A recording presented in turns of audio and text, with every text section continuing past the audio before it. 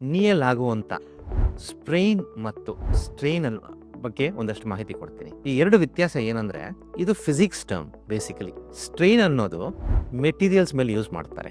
ಅಂದ್ರೆ ಒಂದು ಸ್ಟೀಲ್ ಸಬ್ಸ್ಟೆನ್ಸೇ ಆಗಲಿ, ಒಂದು ವುಡ್ಡೇ ಆಗಲಿ, ಅದು ಸ್ಟ್ರೆಂತ್ನ ಯಂಗ್ಸ್ ಮಾಡಲ್ಸ್ ಅಂತೀವಿ. ಅದು ಎಷ್ಟು ಬೆಂಡ್ ಆಗತ್ತೋ ಹೆಂಗಾಗತ್ತೋ ಅದನ್ನ ಸ್ಟ್ರೈನ್ ಅಂತೀವಿ. ಸೊ ದೊಡ್ಡ ಸ್ಟ್ರಕ್ಚರ್ಸ್ಗೆ, ಮೂಳೆಗೆ, ಮಸಲ್ಸ್ಗೆ ಸ್ಟ್ರೈನ್ ಅಂತ ಯೂಸ್ ಮಾಡ್ತೀವಿ.